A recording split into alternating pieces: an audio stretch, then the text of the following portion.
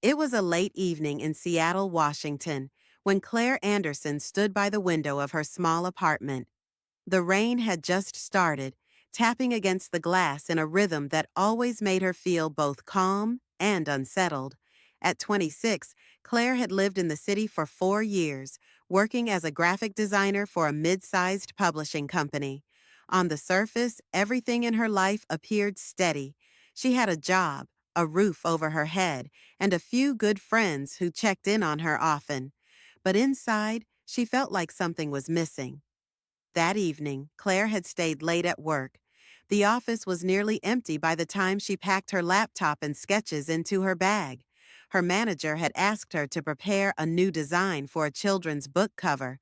It was a project she loved, but she often poured too much of herself into her work, leaving little space for her personal life. Walking out of the office building, she pulled her jacket tighter as the chilly Seattle wind rushed past her.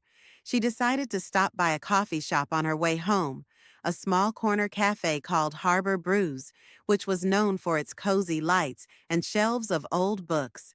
The cafe was quiet when she entered. Only a few people sat scattered at the tables. Claire ordered a cappuccino and found a seat by the window. She liked watching the city lights shimmer across the wet streets, people rushing with umbrellas and cars sliding carefully through puddles. She pulled out her sketch pad, losing herself in lines and shapes.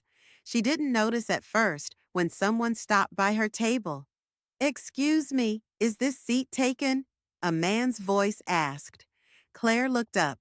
A tall man stood there, holding his own cup of coffee.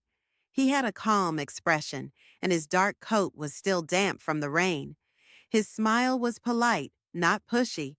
"No, it's not," Claire said, moving her sketch pad slightly to make room. "Thanks," the man replied as he sat down. "Everywhere else is full." Claire nodded, though she noticed that wasn't exactly true. There were a couple of empty tables, but she didn't mind. Something about his presence felt different.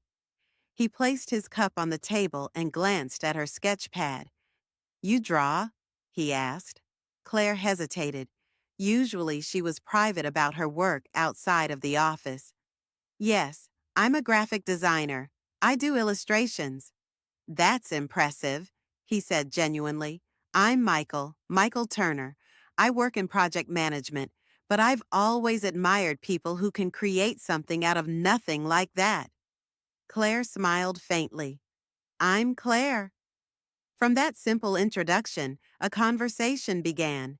They talked about their work, the challenges of living in the city, and their favorite places to escape when life became overwhelming. Michael mentioned he had moved to Seattle 2 years earlier from Denver, chasing a new job opportunity. Claire shared that she grew up in Portland but moved here after college to pursue design. As the rain continued outside, they lost track of time. Hours slipped by like minutes. For Claire, it felt unusual. She didn't normally connect so quickly with strangers. Yet Michael didn't feel like a stranger. He listened carefully, laughed easily, and asked thoughtful questions. When the cafe finally announced it was closing, they both looked at each other with surprise. "Guess we've been here longer than we thought," Michael said. Claire laughed. "Yeah, I should head home." They stepped outside together, the rain now reduced to a light drizzle. The streets glistened under the streetlights. Michael walked beside her for a while, until they reached the point where their paths separated. "Claire," he said before leaving, "I don't usually do this, but would you like to meet again sometime? Maybe for dinner?" She hesitated for only a second before answering. "Yes, I'd like that." They exchanged numbers, and Claire walked home with an unusual feeling in her chest. It was as if something inside her had shifted in just one night. The following week, Claire and Michael met again, this time at a small Italian restaurant near Pike Place Market. The place had warm lighting, soft music, and the smell of fresh bread. Their dinner stretched into another long conversation, filled with laughter and honesty. Over the next few weeks, they continued seeing each other, Sometimes it was coffee after work, sometimes long walks along the waterfront, and sometimes quiet evenings sharing stories from their childhood. Claire found herself opening up in ways she hadn't in years. She learned that Michael had been through challenges of his own, losing his father at a young age, struggling to find direction, and eventually building a career that gave him stability but not always joy. One night, as they walked along the pier, Michael stopped and looked at her. Claire, do you ever feel like your life was waiting for one moment to turn in a new direction? Claire thought for a moment. Yes, and I think this might be it.